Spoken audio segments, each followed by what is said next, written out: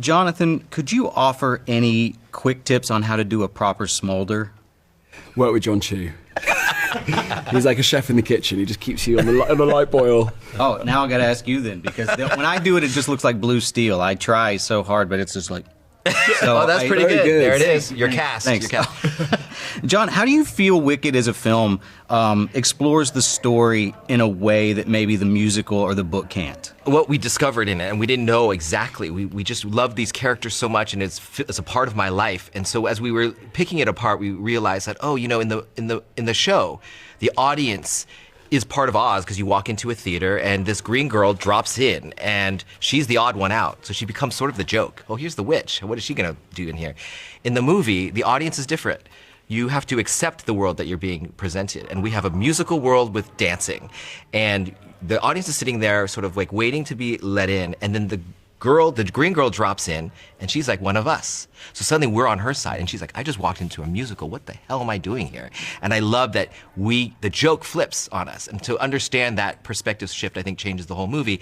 And then in Wizard and I, she just slowly whispers this little tune. Did that really just happen? And you're really like, she can sing. She can sing better than all these other people. Oh my God. And so that to me is using the medium to tell this story in a way, and cinema in a way that it can't do it on stage, or just require different things. I love that. Jonathan, I know you have a background in musical theater, but what were your nerves like on the first day on set when you were singing to a musical icon like Ariana Grande? Yeah, and Cynthia. I mean, I'd say I completely disassociated. I vaguely remember bits of my toupee in the foreground and John Chu going like that in the background. You train really, really hard. Obviously, knowing that Ari and Cynthia, two of the best vocalists we have, were going to be there, I knew that I just had to go for gold. And it was amazing. It was amazing. I had a facelift from the G-force of the sheer heft of their vocal prowess. You held your own. I mean, it was incredible. I was really impressed, and that was the first thing I thought was like, how is he singing to them so well? Eric Vitro, who taught me how to sing from afar on Zoom. Wow. And I only met him in person 2 months after we finished. And it was one of many, but an amazing collaboration. He was so sweet. And I'd go back to my trailer and he'd, have a straw and we'd keep the voice in check. But yeah. Now, John, this is off topic, but as a guy who made the best G.I. Joe movie ever... Thank you. Of course. Could you be convinced to return to do another one now that they've announced the live-action Transformers crossover? G.I. Joe? I'm in Wicked World right now. I mean, I love the G.I. Joe world, Snake Eyes, all those people. Henry Golding, I loved his version of Snake Eyes. You never know. You never know. But right now, I still got movie 2 to go to, and my Joe is Fiyero.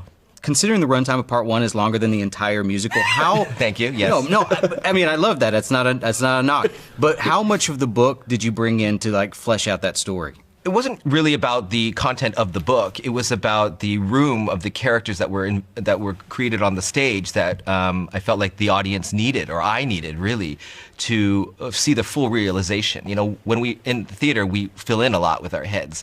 I imagined her actually flying around us. So when I went back, I was like, oh yeah, she doesn't actually fly around us. Like, I just wanted to fulfill those moments. And emotionally, there's a lot of moments. Like, what happens when they actually move into the dorm room for the first time? That's not done in song. But what is the awkward thing, and what are you revealing about the relationship? Why do they actually need each other in the end? To me, those were really fun elements to just sort of flesh out. And I think as a movie audience, you actually need that, especially if Defying Gravity is going to be the end goal for you, and that's what you're going to need to root for her to get to. Then there's a lot of little seeds that you need to plant of why you're rooting for her in this movie. Amazing. Well, thank you so much for your time. I really appreciate it. Thank you very much. Thank you.